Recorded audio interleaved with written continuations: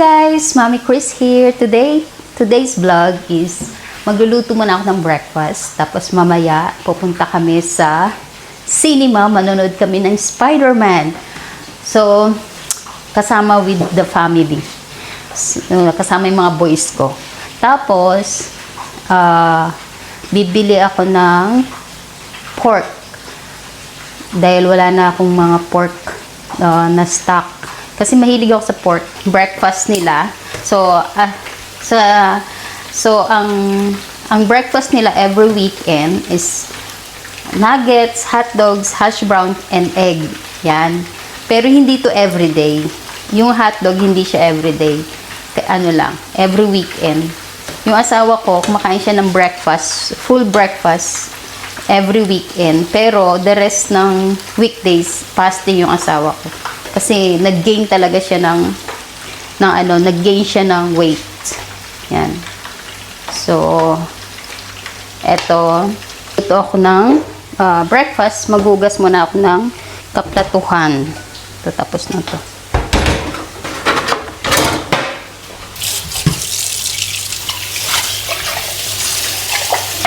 Pag ako guys naglalagay ng hugasin sa dishwasher, inaano ko muna, batag doon, hinuhugasan ko muna para walang dumi sa dishwasher. Eto, tapos na to eh.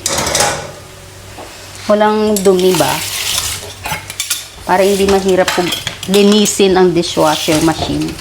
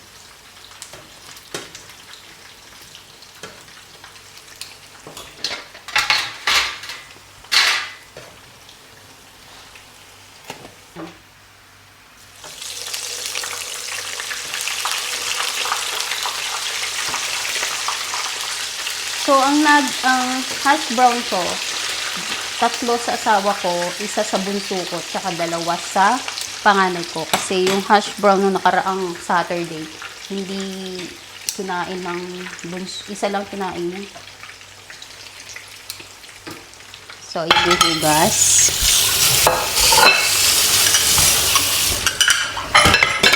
Alam nyo, may kukwento ako sa inyo, no? May kwento ako sa inyo habang naghuhugas. May influencer dito sa sa Dubai.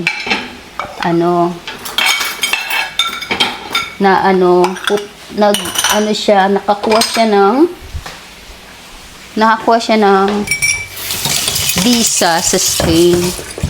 Tapos may bumabati ko sa kanya. Sikat to na influencer dito sa Dubai. Ang pangalan niya is Queen Jade. Tapos, siya. Wait lang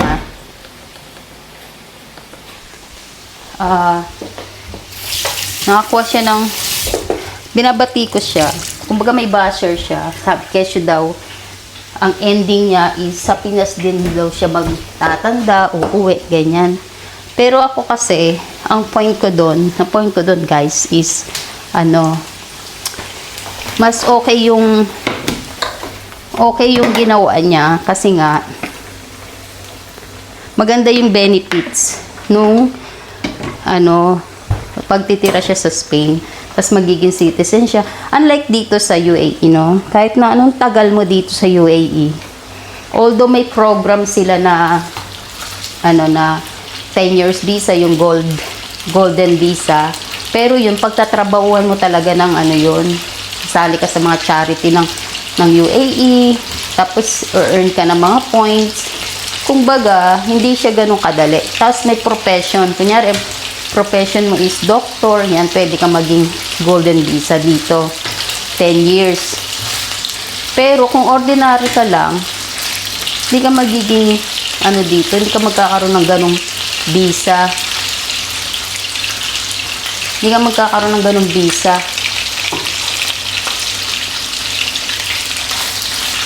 Kaya magkakaroon ganun visa. Kaya yung ginawa ni Jade, Queen Jade, okay yun para sa akin ha. Kasi for a change ba? Kaya magandang ang Spain, di ba? Same, parang ma-adapt mo yung yung language. Mabilis mo ma-adapt yung language kasi nga same lang sa atin, di ba? So, yung bumabati ko sa kanya na kesyo mas maganda pa rin daw dito sa UAE. Para sa akin hindi. Tama lang yung decision niya. Kasi nga, magkape tayo guys. Gusto kong magkape. Kasi ako hindi ako magbe-breakfast. Hindi ako magbe-breakfast. Magkakape lang ako.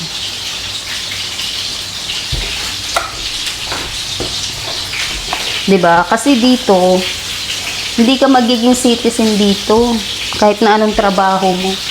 Tapos alam nyo ba, pag kunyari na hospital ka, kunin lang natin to, tapusin lang natin tong etong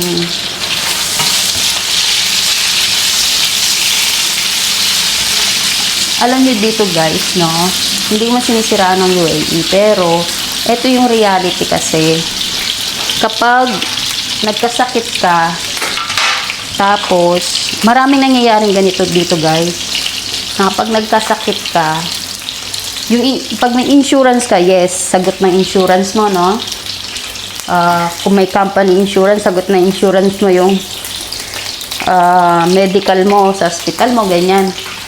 Pero, pag natapos ng insurance, hindi na sinagot, wala naman tulong yung yung government dito. Hayaan ka lang nila sa hospital, tapos hanggang lumaki yung bills mo. Dami kayong mga Pilipinong ganyan na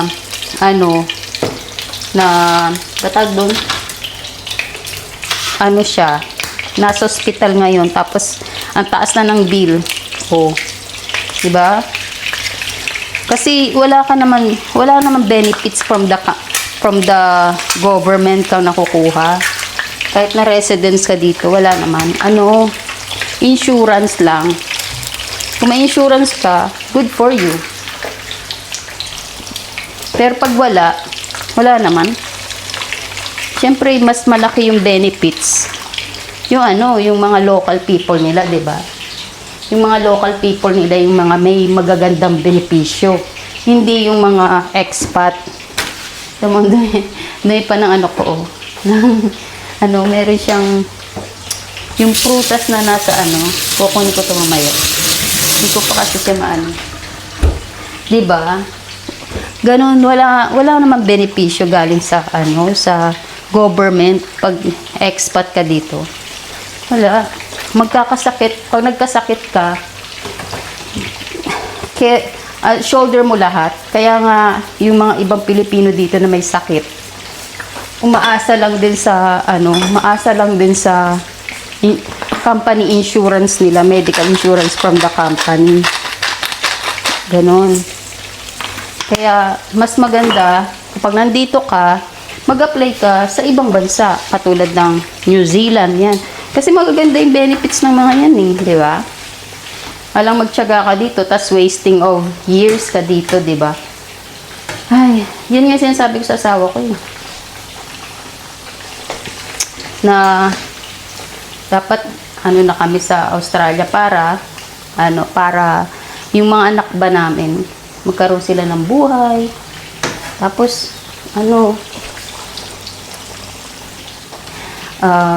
yung benepisyo ba, diba? Kasi kung dito, wala. Paano pag nagkasakit siya? Ang lakas manigarilyo ng asawa ko. Lakas. Kaya yung kay Queen Jade, mas okay yung ginawa niya. Kasi, pag naging citizen siya dun sa Spain, diba? Europe yun. Kakaroon siya ng European passport. Diba? Kakaroon sa European passport. Mas okay. Kaya hanggat bata kayo pag nandito kayo sa UAE. Dapat yun ang isipin nyo. Kasi kahit na anong tagal nyo dito guys sa UAE, kahit na anong tagal nyo dito, wala. Hanggang magre-renew lang din kayo ng nyo, ng visa nyo. Ganun ba? Magre-renew lang kayo na magre-renew. Ito, bakit ko ginagawa to? Kasi,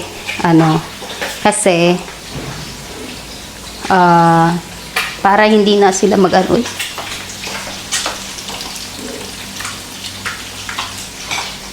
Yan. Isa sa bunso ko, dalawa sa panganay ko. Tapos sa asawa ko, 3. Tapos sa nuggets. Di ba ang sarap neta? Kahit na hindi siya healthy, masarap naman. Ay, nahulog. Sayang.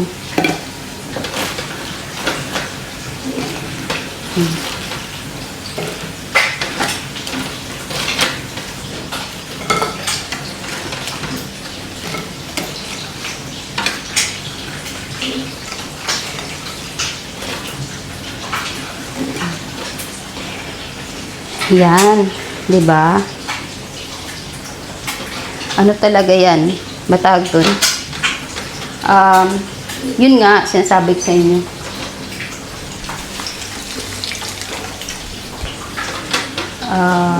Eto guys, hindi to everyday. Every weekend lang to. Sinabi ko naman sa inyo, 'di ba? Every weekend lang to. Minsan ayaw kainin ng anak ko yung sausage. Pero masarap naman kasi yung sausage. Tapos, usok natin. Eggs.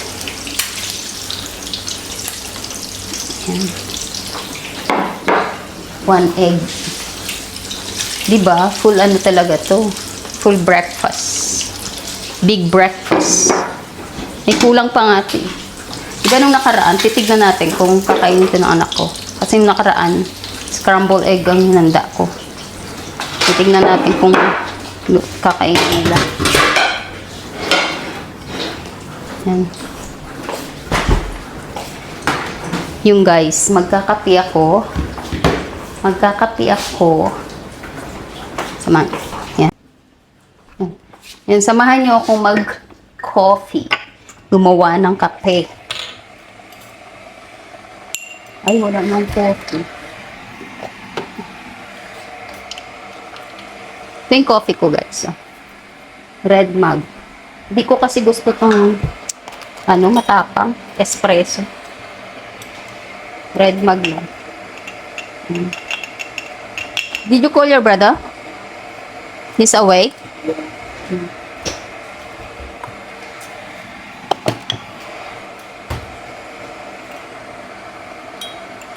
Yan, ito coffee ko. At siya, 4 na teaspoon. 4 na teaspoon.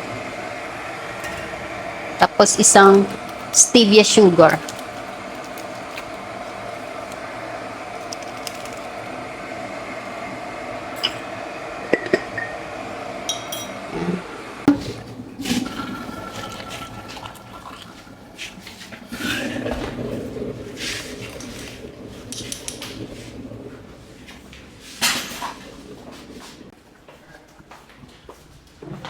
Yun.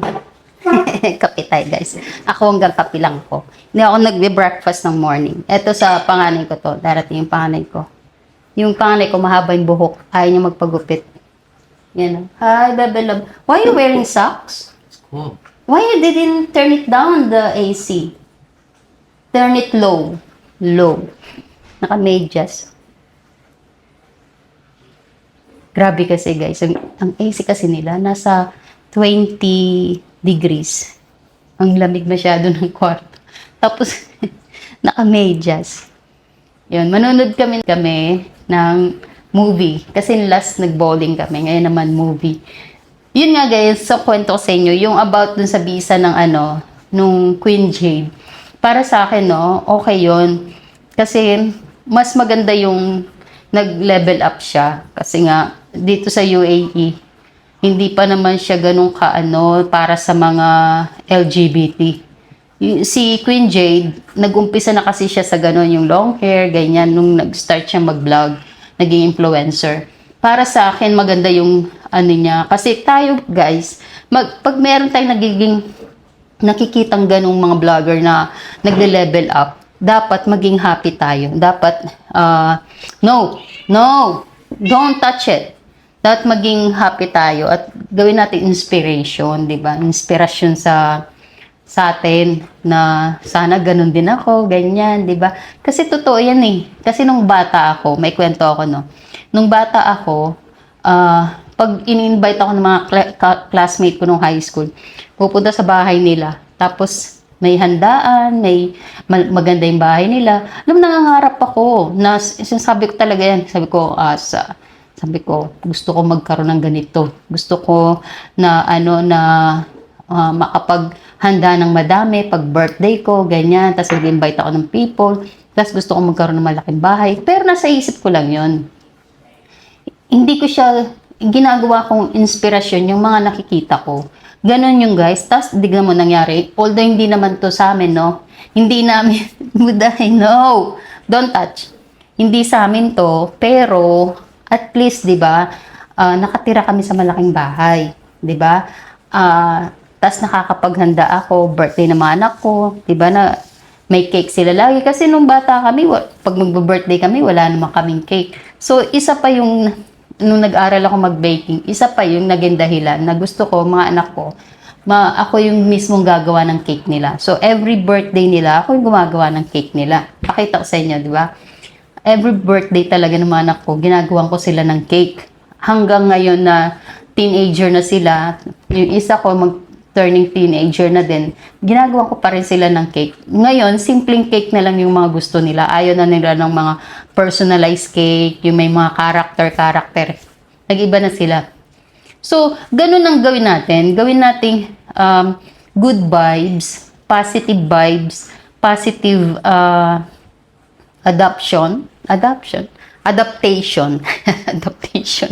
Basta yun, para gawin yung inspirasyon, yung mga ibang nakikita yung content na wag nyong i-bash, wag nyong i-hate kasi 'di ba sinishare nila yung mga reality life story nila.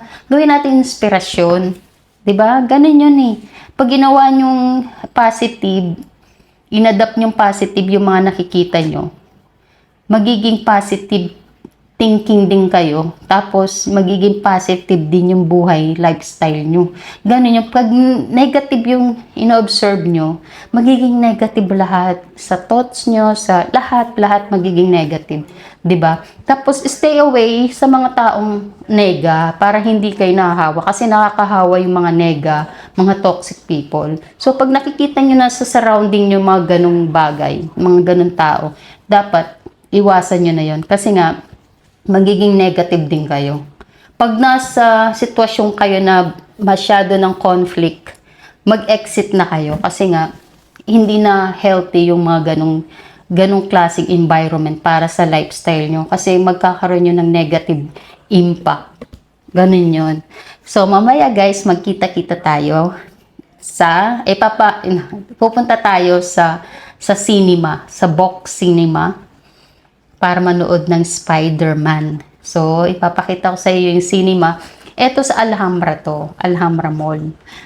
Yung medyo social na mall dito sa lugar namin. Kasi yung Manar Mall medyo malayo na. Tsaka hindi yun box. Nova Cinema. Ito, Vox Cinema. So, doon tayo manonood sa Alhambra Mall. So, ipapakita ko sa inyo at isasama ko kayo. So, see you later.